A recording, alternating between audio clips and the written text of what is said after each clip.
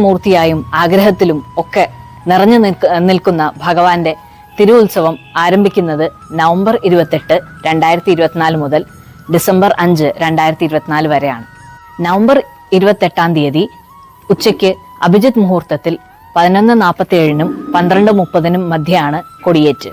മറ്റുള്ള ഉത്സവങ്ങളിൽ നിന്ന് വ്യത്യസ്തമായിട്ട് ഇവിടെ എടുത്തു പറയാൻ പറ്റുന്ന ഒരു കാര്യമാണ്, ആദ്യത്തെ ദിവസം തന്നെ ഇവിടെ ഗംഭീരമായ ഒരു പൂരമാണ് നടത്തുന്നത്. അഡ്മിനിസ്ട്രേറ്റർ എന്ന നിലയ്ക്ക് ഈ ഉത്സവത്തിനെ പറ്റി 2 വാക്ക് സംസാരിക്കുമോ? തിരുവമ്പാടി ശ്രീകൃഷ്ണസ്വാമിയുടെ തിരുവുത്സവം എന്ന് പറയുന്നത് വൃശ്ചിക മാസത്തിലെ പുണ്യമായ മണ്ഡലകാലം. മണ്ഡലകാലത്തിലെ വൃശ്ചികം മാസത്തിൽ വരുന്നതാണല്ലോ മണ്ഡലകാലം എന്ന് പറയുന്നത്. അപ്പം തിരുവോണം നക്ഷത്രം ആറാട്ടായിട്ടാണ് ഭഗവാന്റെ തിരുവുത്സവം ചിട്ടപ്പെടുത്തിയിരിക്കുന്നത്. അപ്പം തിരുവോണം ആറാട്ടായിട്ട് വൃശ്ചിക മാസത്തിലെ കേരളത്തിലെ അപൂർവ ക്ഷേത്രങ്ങളാണ് ഉത്സവം നടത്തുന്നത്. അതിൽ പ്രധാനപ്പെട്ട ഒരു ക്ഷേത്രമാണ് തിരുവമ്പാടി ശ്രീകൃഷ്ണസ്വാമി ക്ഷേത്രം. അപ്പോൾ ഇവിടുത്തെ ഉത്സവത്തിനൊരു പ്രത്യേകത വന്നിരിക്കുന്നത് എന്താണെന്ന് പറഞ്ഞു കഴിഞ്ഞാൽ, മറ്റുള്ള ഉത്സവങ്ങളിൽ നിന്ന് വ്യത്യസ്തമായിട്ട് 1-ാം ദിവസം തന്നെ വലിയ ഗംഭീരമായ പൂരമാണ്.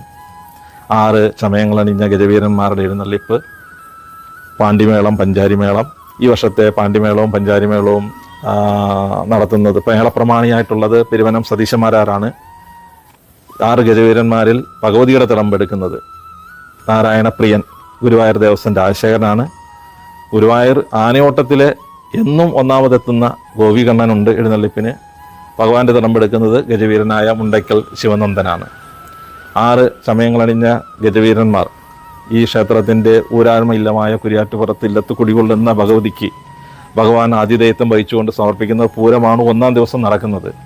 അപ്പോൾ ആ പൂരത്തിനായിട്ട് ഭഗവാൻ വൈകുന്നേരം 5:30 മണിയോടുകൂടി ഇല്ലത്തേക്ക് എഴുന്നള്ളുന്നു. അവിടെ ഭഗവതിയോടൊപ്പം ഭഗവാന് പൂജ. അതിനുശേഷം ഭഗവാൻ ക്ഷണിച്ചുകൊണ്ട് പൂരപ്പുറപ്പാട് സമയമാകുന്നു.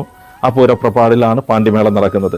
ഈ സമയത്ത് ഭക്തജനങ്ങൾക്ക് ഭഗവതിക്ക് മഞ്ഞൾപ്പറയും ഭഗവാന് നെൽപ്പറയും സമർപ്പിക്കാം. പൂരപ്പുറപ്പാടായി പാണ്ടിമേളത്തിന് ശേഷം ഭഗവാൻ ക്ഷണിച്ചുകൊണ്ട് ഭഗവാന്റെ സന്നിധിയിലേക്ക് ഭഗവതിയെ ആനയിച്ചു കൊണ്ടുവരികയാണ്.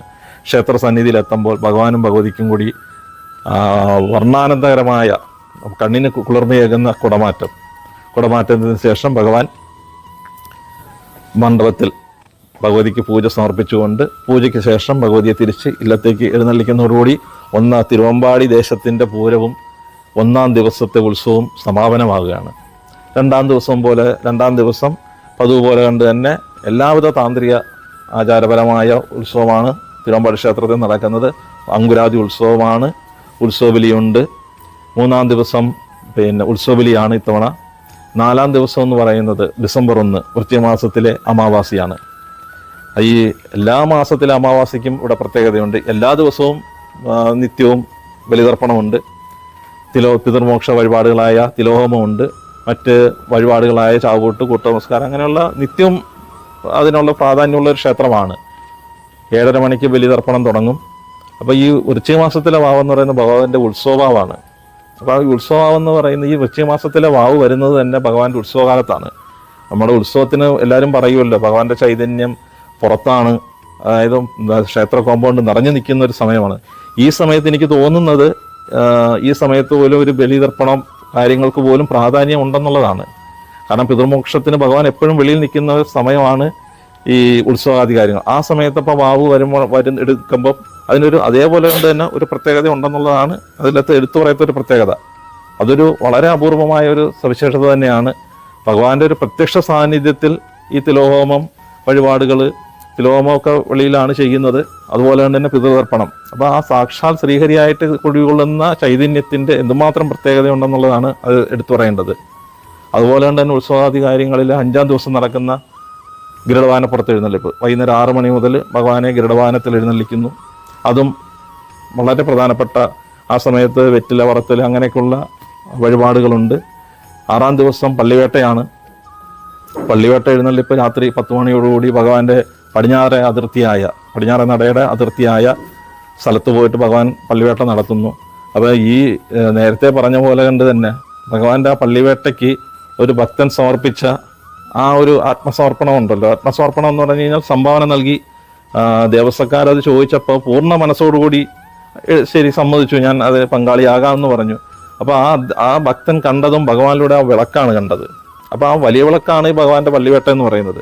ആ പള്ളിവേട്ട നടക്കുന്ന സ്ഥലത്തേക്ക് തന്നെയാണ് അദ്ദേഹം നിന്നതും. അവിടെ നിന്നാണ് അദ്ദേഹത്തിന് ഭഗവത് ദർശനം കിട്ടിയിരിക്കുന്നത്. അപ്പോൾ ആ പള്ളിവേട്ടയ്ക്ക് പോലും എന്തുമാത്രം പ്രാധാന്യമുണ്ട്.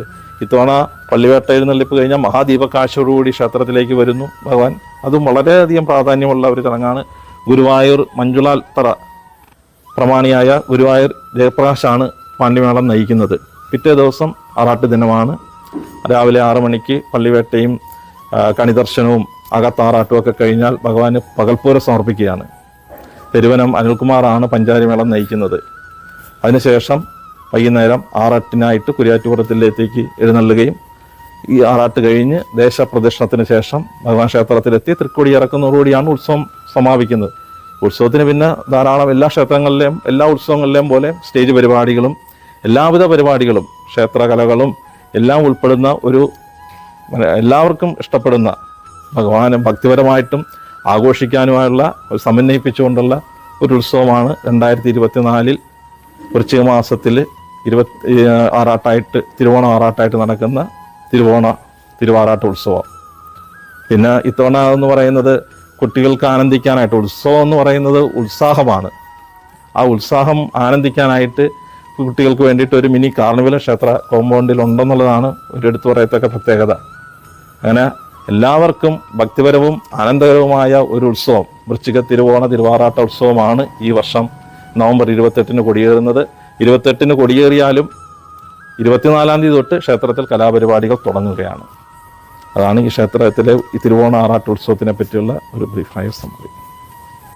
നിരവധി ഉത്സവ ചടങ്ങുകളും വിശേഷാൽ പൂജകളും അതോടൊപ്പം വിവിധ കലാപരിപാടികളും ആസ്വദിക്കാനായി എല്ലാ ഭക്തജനങ്ങളെയും ദേവസ്വത്തിന്റെ പേരിൽ സഹർഷം സ്വാഗതം ചെയ്യുന്നു.